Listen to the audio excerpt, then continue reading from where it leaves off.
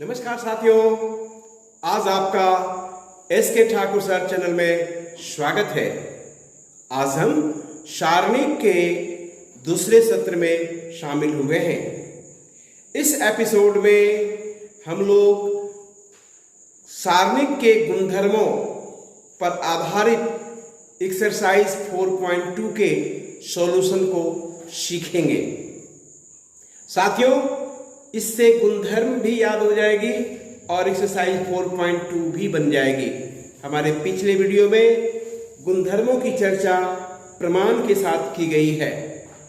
4.1 exercise के उपरांत part 2 में सेकेंड सत्र में हम लोगों ने सारणिक के गुणधर्म प्रॉपर्टीज ऑफ डिटर्मिनेंट्स का प्रमाण के साथ वीडियो बनाया है।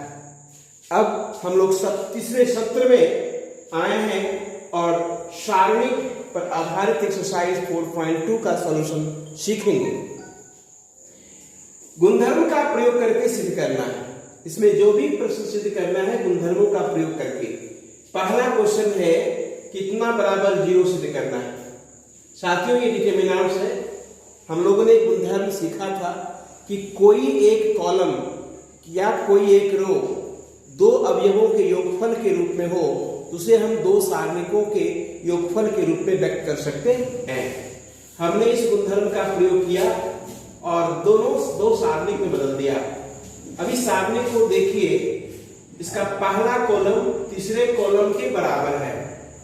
First column similar to column 3, इसलिए इसका वैल्यू हो जाएगा 0। फिर यहां जाइए, कॉलम 2 सिमिलर टू है कॉलम 3, इसलिए इसका वैल्यू भी हो जाएगा 0। यानी ये प्रमाणित हो गया, ये 0 के बराबर है।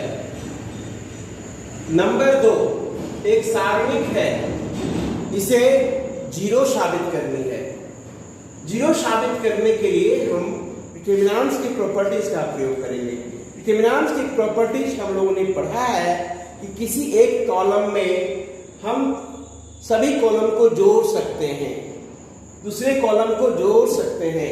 यहां C1 को C2 और C3 दोनों को जोड़ते हैं। जोड़ने से साथियों क्या मिला, ये पूरे कॉलम 0 हो गया। और डिटर्मिनेंट्स की प्रॉपर्टीज है कि कोई एक कॉलम या कोई एक रो शून्य होता है तो वह डिटर्मिनेंट्स 0 होता है, इसलिए इसका वैल्यू 0 हो गया। एग्जाम क्वेश्चन नंबर 3 पर देखिए, ये क्वेश्चन है डिटर्मिनेंट, इसको भी 0 साबित करना है। तो जरा आप तीसरे कॉलम को देखिए। अगर तीसरे कॉलम में दूसरे कॉलम को 9 से गुना कर घटाते हैं, 9 से 63, 65 में 63 घट जाएगा तो 2 हो जाएगा। 75 में 9 72 घट जाएगा तो 3 हो जाएगा। और 86 में 9 81 घटेगा तो 5 हो जाएगा। साथियों, कॉलम 3 में कॉलम 2 को 9 से गुना करके घटा दिया तो कॉलम 1 और कॉलम 3 सिमिलर हो गए। और गुणधर्म के आधार पर कह सकते हो कि जब किसी भी डिटर्मिनेंट्स के दो कॉलम या दो रो बराबर होते हैं तो उसका मान 0 होता है, यानी इस डिटर्मिनेंट का वैल्यू 0 होगा और यह प्रमाणित हो गया। नंबर 3 के बाद नंबर 4 पर आएंगे। चौथा डिटर्मिनेंट्स ये है, इसको भी 0 साबित करना है। देखिए साथियों, इसमें कॉलम 3 में कॉलम 2 को ऐड कर रहे हैं। नियम आपने पढ़ा है कि किसी भी कॉलम में दूसरे कॉलम को जोड़ सकते हैं। जोड़ दिया तो सारा एलिमेंट एक जैसा आ गया। सब में A B B C A C, A B B C A C, A B B C A C, सब में A B plus B C plus C A को कॉमन निकाल लिया। यानी कॉलम 3 से ये टर्म को कॉमन निकालें। कॉमन जब निकालेंगे तो इसके जगह पर सारा एलिमेंट एक एक हो जाएगा। और जैसे एक एक होगा तो कॉलम 1 और कॉलम 3 आइडेंटिकल हो जाएगा, एक जैसा हो जाएगा। और जब एक जैसा होता है किसी भी डिटर्मिनेंट का एक कॉलम, उसका वैल्यू 0 होता है, इसलिए इसका मान 0 हो गया। क्वेश्चन नंबर 5, एक डिटर्मिनेंट दिया है, हमें प्रूफ करना है 2 into दिस मच। साथियों, फिर वो नियम लगाएंगे कि जब कोई डिटर्मिनेंट्स का कोई कॉलम या प्रत्येक कॉलम दो अवयवों के योगफल के रूप में है तो उसे हम दो अलग अलग डिटरमिनेंट्स के रूप में लिख सकते हैं।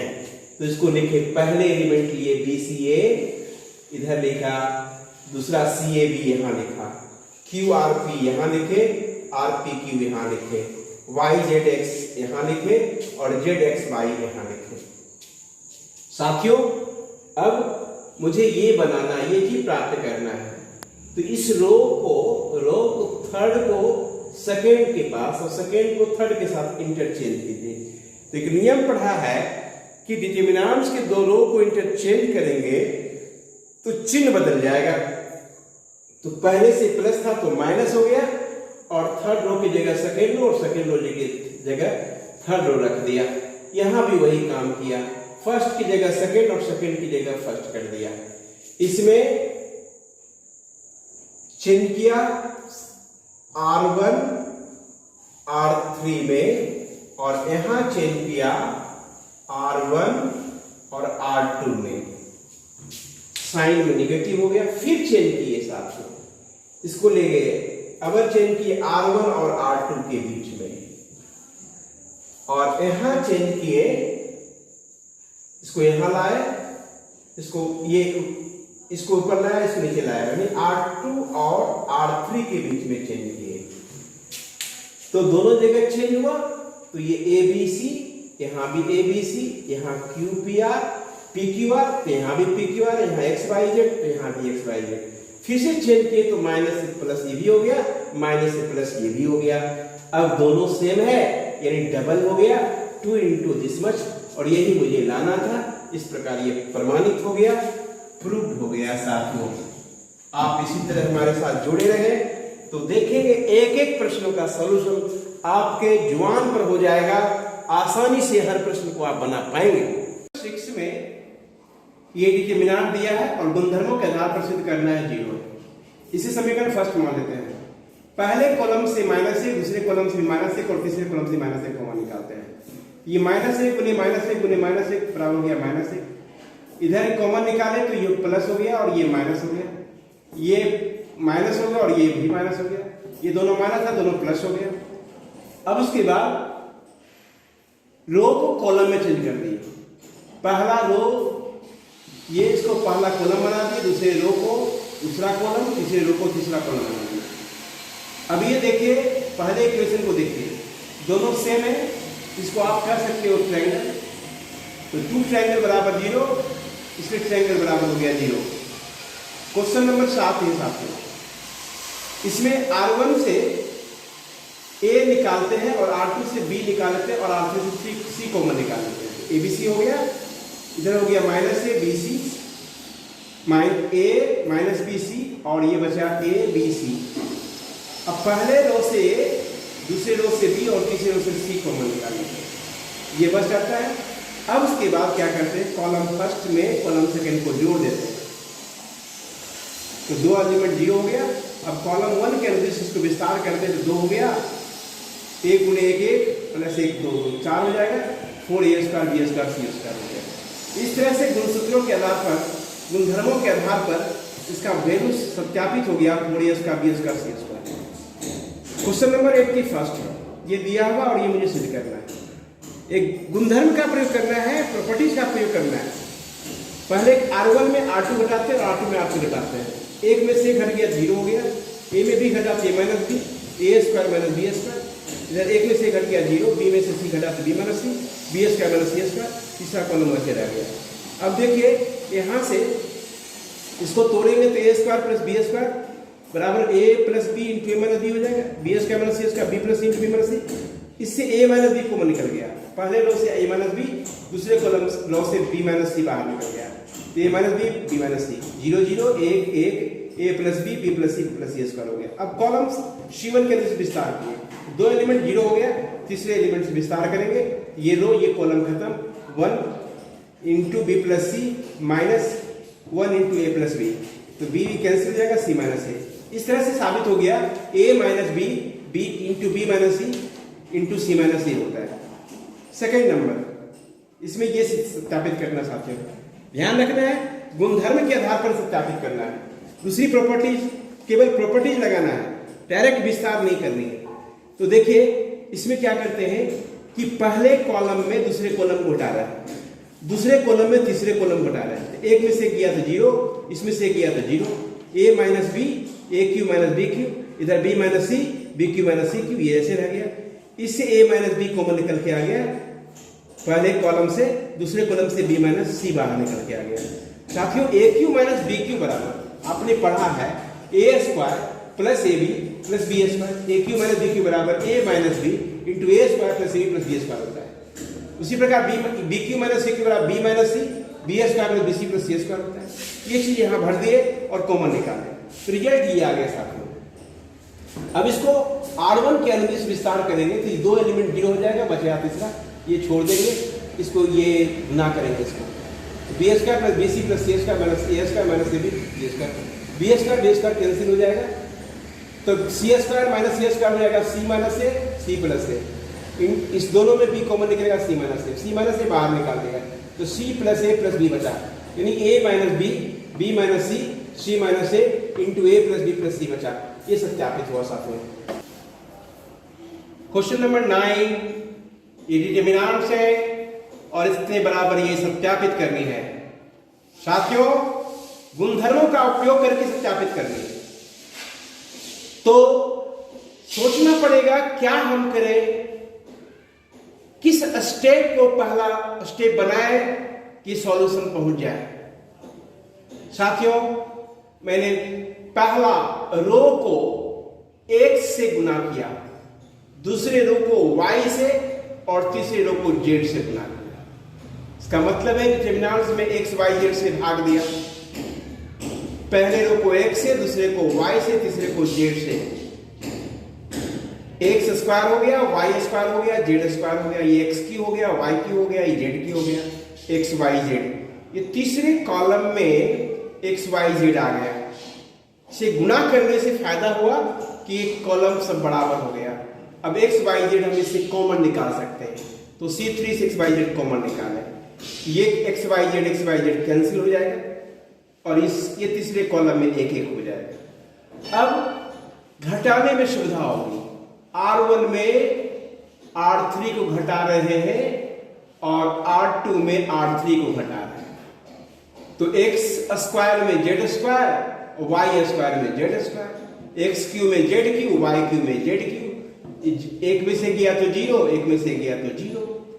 अब साथियों इसमें x माइनस z और इसमें y माइनस z कॉमन निकल रहा है, कॉमन निकाल लिए x माइनस z हो गया। आपको पता है x Q minus z Q बराबर होता है x minus Z into x square plus x Z plus z square.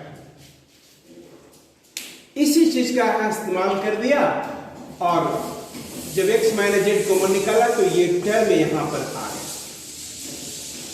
Y minus यहां y q minus z q है, इससे y माइनस जेड कॉमन निकाला तो y square plus z square plus y z बचा। अब इसमें देखें क्या कि ये कॉलम का 2 एलिमेंट 0 हो गया, एक बच गया। तीसरे कॉलम के अंदर इसको विस्तार कर देते हैं, विस्तार करने से ये रो ये कॉलम खत्म, इसको इससे गुना करना पड़ेगा, इसको इससे गुना करना पड़ेगा। ये गुना किया, कैलकुलेट किया साथियों, तो ये आ गया x minus y, y minus z, z minus x, x y plus y z plus z x. यहां पर y माइनस एक्स था तो माइनस कॉमन निकाले तो x माइनस वाई बच गया, और यहां से भी माइनस कॉमन निकाले तो माइनस माइनस प्लस हो गया, x minus y, y minus z, ये हो गया जेड माइनस एक्स, और ये तो पूरा ये रह गया। क्वेश्चन नंबर 10 का पहला है, डिटरमिनेंट्स आपका ये है और आपको लाना है। साथियों ये देखना 5x प्लस 4 हो सकता है क्या, तो 2x plus 2x 4x plus x 5x हो रहा है, 2x plus x plus 2x 5x हो रहा है, 2x plus 2x plus x 5x हो रहा है। तो 5x जब हो रहा है साथियों यहां पर ये 4 है प्रश्न में और ये भी 4 है, तो क्या देख रहे हैं कि कॉलम 1 में कॉलम 1 2 3 तीनों को जोड़ दिया, जोड़ देने से मेरा पहला कॉलम 5x प्लस 4 हो गया, दूसरा कॉलम जैसे था वैसे रह गया, तीसरा कॉलम जैसे था वैसे रह गया। पहले कॉलम से 5x + 4 कॉमन निकालिए, तो ये एक बच गया। अब आराम हो गया कि R1 में R3 घटाएंगे तो 0 हो जाएगा, फिर R2 में भी R3 घटा लेते हैं तो ये भी 0 हो जाएगा। 2x में x + 4 घटा देंगे तो x - 4 हो जाएगा, और यहां भी 4 है तो यहां भी 2x घटेगा तो 4 - x हो जाएगा। साथियों यहां 1 है, 1 ही रहेगा। अब इसको कॉलम 1 के अनुदिश विस्तार कर सकते हैं, चाहोगे तो R1 के भी अनुदिश विस्तार कर सकते हो, क्योंकि इसके भी 2 एलिमेंट 0 हो गया। तो मैंने कॉलम 1 के अनुदिश विस्तार किया, 5x + 4 रह गया, ये कॉलम ये रो खत्म, 0 से गुना किया 0 हो जाएगा, माइनस ये 4 - ये x है, ये x - 4 है, से माइनस कॉमन निकाल लेंगे तो हो जाएगा ये भी x - 4 का स्क्वायर, ये भी 4 है। इस तरह से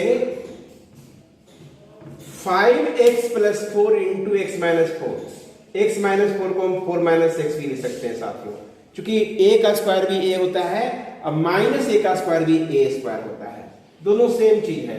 तो ये हो गया 5x + 4, अब 4 - x का होल स्क्वायर, यही मुझे लाना था और ये सत्यापित हो गया साथियों।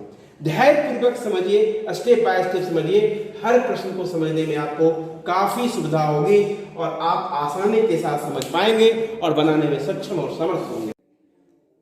साथियों इस तरह से हमारे तीसरे सत्र में आपने 10 के पहले तक का सॉल्यूशन सीखा। अगले सत्र में हम 10 के सेकेंड से अंतिम प्रश्न 16 तक का सॉल्यूशन लेकर के आएंगे। तब तक के लिए हम आपसे विदा लेते हैं। धन्यवाद।